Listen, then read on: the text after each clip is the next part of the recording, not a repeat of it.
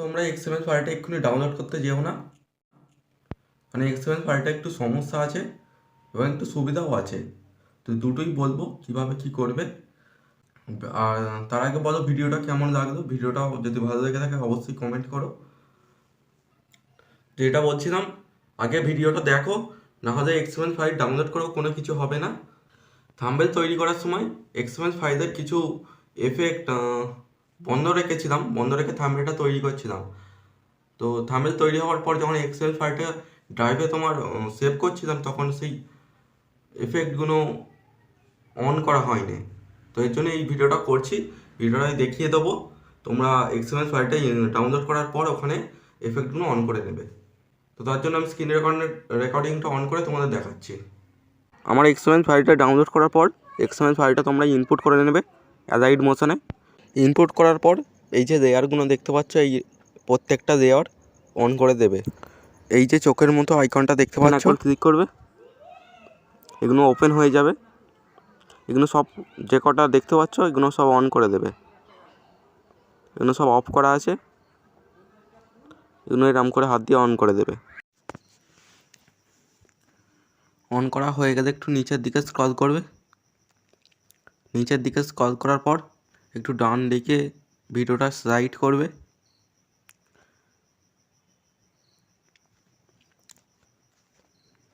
এই যে গ্রুপটা দেখতে পাচ্ছ, এই গ্রুপ 3, এই গ্রুপ 3টাও একবার ওপেন করবে।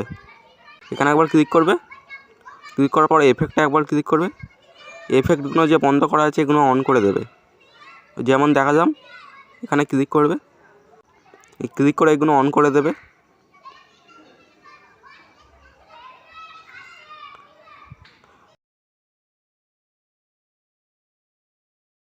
আমি এই এফেক্টটা বন্ধই রাখছি। তোমরা তোমাদের ফটো হিসেবে এফেক্টটা অনও করতে পারো, অফও করতে পারো, তোমরা তোমাদের ইচ্ছা মতো করে নেবে। আমি এটা অন করলাম না, তোমরা চাইলে অনও করতে পারো। আমি এখান থেকে ব্যাক করছি।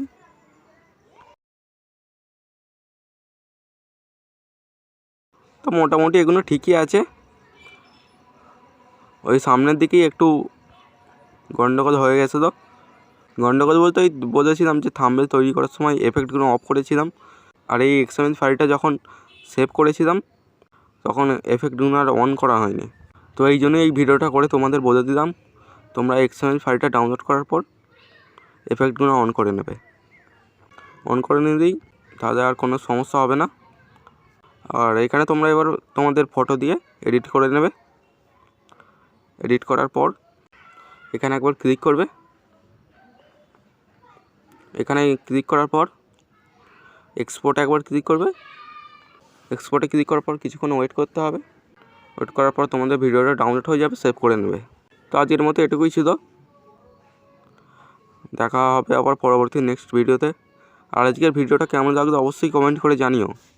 আর ভালো লাগলে অবশ্যই একটা লাইক করো, এবং যারা চ্যানেলে এখনও নতুন, মানে চ্যানেলটা সাবস্ক্রাইব করোনি, তারা চ্যানেলটা অবশ্যই সাবস্ক্রাইব করে নাও। কারণ আমি এই ধরনের অ্যালাইড মোশনের ভিডিও এডিটিং প্রতিনিয়ত আপলোড করে থাকি। তোমাদের যদি এই রকম ভিডিওর প্রতি ইন্টারেস্ট থাকে তাহলে তোমরা এই চ্যানেলটা অবশ্যই সাবস্ক্রাইব করে নাও। তো আজকের মতো এতটুকুই ছিল। দেখা হবে আবার পরবর্তী নেক্সট ভিডিওতে।